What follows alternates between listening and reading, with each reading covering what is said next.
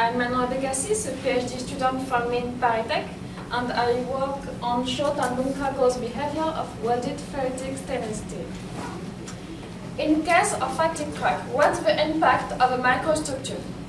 If we have a small grains, we can see that there is an impact at low stress intensity factor, but not at high stress intensity factor. In case of welded part, we have a grain size gradient in the welded joint. So what are the impact of the welded microstructure on the crack path and on the crack growth rate? So first, the welded joint has an impact of microstructure. So the first point is to characterize this microstructure. We choose to make an axial fatigue test with a notch. The notch can allow us to impose the initiation of the crack in the welded joint. After that, we will analyze the impact of the welded microstructure on the fatigue crack growth rate and path. The studied material is a ferritic stainless steel welded by metal inert gas. The microstructure is analyzed in a cross-section orthogonal to the welding direction. Three areas can be distinguished. First, at the center, with large columnar grains, about 200 micrometer length, it's the fusion zone. Far from this area, we have small equiax grain, about 50 micrometers diameter. It's the base metal, the initial microstructure of a steel. Between these two areas, we have the heat-affected zone where the grains are analyzed. For the fatigue test, we want only to see the impact of the microstructure. For that, we will erase this part of the weld and this part. The specimen geometry is a centered crack specimen with a notch with 1.6 mm length and a wall of 1 mm diameter. So the thickness is polishing to have 2 mm constant, and the notch is processed by electro-discharge machine. Three configurations will be tested. First, the base metal with a notch orthogonal to the loading direction. Then, there are two welded specimens. First, the N90 welded specimen with a welded joint and a notch orthogonal to the loading direction. And then, a welded joint and a notch oriented with a 60 degrees angle relative to the loading direction. It's the N60 welded. The fatigue crack growth test is carried out at room temperature. The stress is controlled by using a sinusoidal loading wave. The stress range is constant and the load ratio is equal to 0.1. The crack length is measured by using a direct current potential drop method.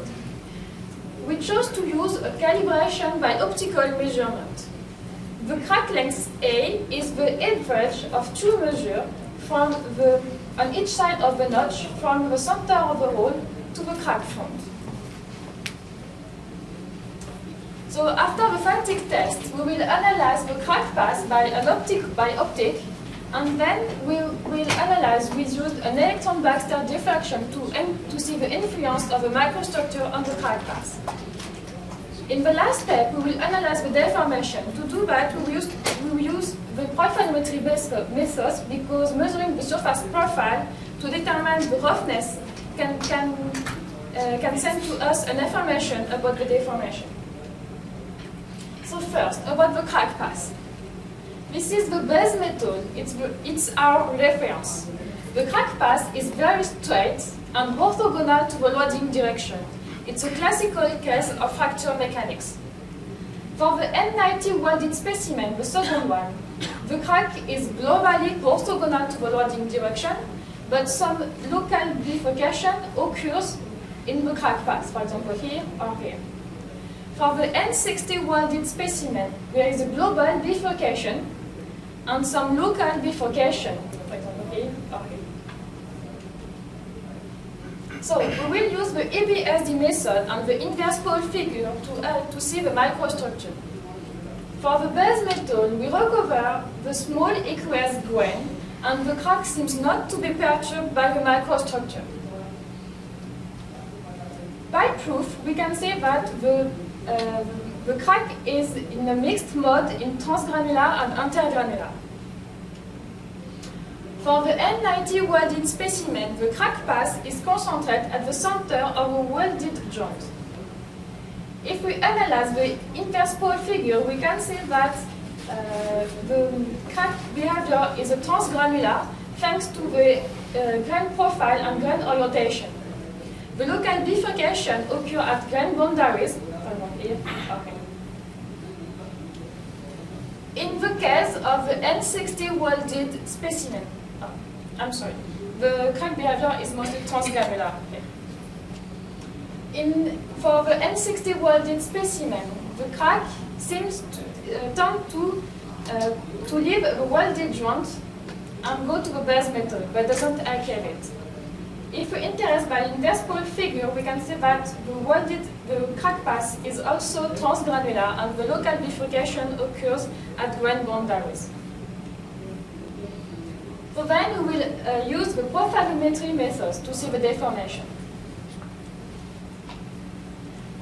First, after a fatigue test, we will see the surface profile here in a 3D. After that, I focus on one crack on the specimen, and the observation is orthogonal to the loading direct to the surface. The last figure is a 3D plot. The color is the representation of the roundness, and the grain boundaries is added from the ABSD methods. If we compare the base metal and the N90 welded specimen, we can see that the deformation is localized at the crack tip and there is a symmetry in the specimen. If I'm interested by if I'm interested by the roundness, we can see surface steps here. The surface steps come from the persistence of slip bands. We can see the slip zones only in the large grain in the welded joint, but not in the base metal. Then the N60 welded specimen. The deformation is no longer symmetric. The deformation is localized in the welded joint because it's parallel to the orientation of the notch. If we are interested here with the grain boundaries, we can see that the roughness is higher in the large grain, so in the fusion zone, but not in the small equinox grain, the base metal. We also can see surface steps here in the region of the large grain, but not in the small grain in the base metal. So, in the primary conclusion, for the base metal, we have a crack which is straight and orthogonal to the loading direction with a transgranular and intergranular mode. For the N90 welded specimen, the crack is globally orthogonal to the loading direction and there is some local bifurcation at the grain boundaries. This is the same for the N60 welded, but there is a global bifurcation and the deformation is localized only in the large grain, but not in the small grains of the base metal. So we see the impact of the welded microstructure on the crack path, but what about the fatigue crack growth rate? First, during the test, for an increment of length A, we evaluate the number of cycles, and we deduce the crack growth rate. After, for the stress intensity factor, we evaluate it with this common equation. Y is the shape function, depending only on the specimen geometry, but not on the material. Y is modeled by finite element analysis. I use ZSET, it's a software of a mean paritech. In the case of the oriented notch, first, for an homogeneous and isotropic material, the crack, this is the notch, the crack tends to be orthogonal to the loading direction and the K2 tends to 0. For us, for the N60 welded specimen, the crack path is not orthogonal to the loading direction and the crack angle remains almost constant. Here we have the real crack path, the modeled crack path, and a superposition vesture. We can see that the K2 here increases which is not the results of fracture mechanics. So we have an impact of a microstructure and an influence of a mode mixity. In terms of propagation, so this is the propagation, stress intensity factor versus the crack growth rate. This is the base metal in the blue curve and the N90 welded, the red curve. For long crack, there is similar properties because the slopes are identical and C are close to each other in the Paris slope. For short crack, here there is a zoom, we have an increase of fatigue crack growth rate for the N90 welded specimen. There is some oscillation, but the order of magnitude is small. It's this effect comes from the microstructure. If we interest by the N60 welded specimen, for the long crack, the curve is faster than the base metal and the N90 welded specimen. We use a K equivalent to analyze the K1 and the K2 in this curve. If we can see at a low stress intensity factor that the effect of fatigue crack growth rate faster occurs even at short crack. Moreover, a significant increase of the difference appears with crack length. We compare, for example, this here and here. Now to conclusion. So in the welded joint, we have a different microstructure and a grain size gradient. About the crack path, this is straight in the base metal, but very tortuous in the welded specimen, and there is a change in the behavior because we have a mixed transgranular and intergranular in the base metal, but a transgranular in the welded joint. There is a strain localization in the large grain with the presence of slip bands.